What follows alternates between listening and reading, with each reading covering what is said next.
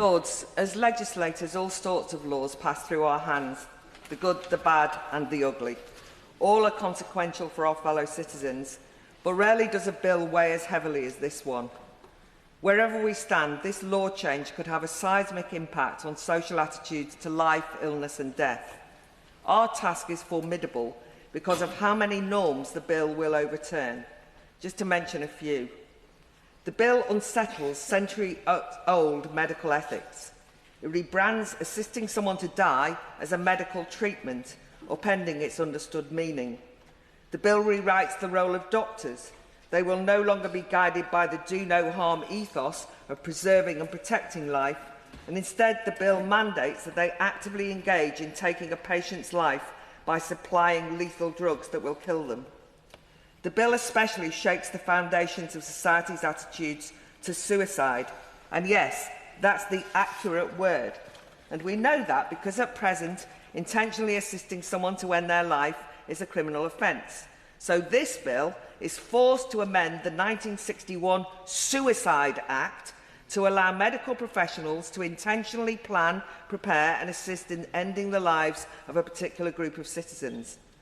My greatest dread is that this state licensing of suicide could unleash a regressive culture change. For decades, we've made concerted efforts to deter people from taking their own lives, as brilliantly documented last week by the Noble Lady Baroness May and the Noble Lord Jackson. But now just a pause. For any of us who've known family or friends who committed suicide, it's gut-wrenchingly tragic and brings an especially visceral and raw grief. This is compounded by a guilt as loved ones endlessly soul-search, totally unfairly blaming themselves. What more could we have done? It's why if we see someone about to jump from the bridge, even if they give us 100 objective reasons why their life is not worth living, even that they've only got a few months to live, we don't just shrug and walk on, we cling on to them and we plead, don't do it, don't jump.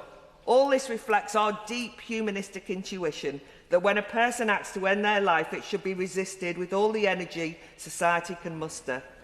But what happens culturally when the state shouts, jump, or rather agrees with those who say, ending my life is a compassionate choice? I especially worry what message this sends to the young, already often nihilistic and prone to anxiety, self-harm and mental health problems. When we debated the censorious Online Safety Act, those of us who raised its negative impact on free speech were metaphorically slapped down, hectored that one indisputable reason for that law was to close down suicide sites, something echoed by the Prime Minister only yesterday, and we had to protect the young from malign online suicide influencers. But I worry this bill that we're debating today is a legislative embodiment of a suicide influencer. What do we think will happen when we tell newly franchised teens that in some instances taking your own life equates to dying in dignity? Saying it's restricted to those with terminal illnesses just won't wash with a generation immersed in the language of rights and entitlements. Why not assist me when I'm suffering so much? Why am I being discriminated against? Which brings me to my final point. We've heard some very fine speeches from supporters of the bill stressing the importance of autonomy and giving people control of their lives, sentiments I'm usually a champion of in a political term. But when used to justify the state having a role in ending human life, forgive my squeamishness. But for those passionately stating, my body, my life, my choice, why back a bill limiting that choice to the terminally ill?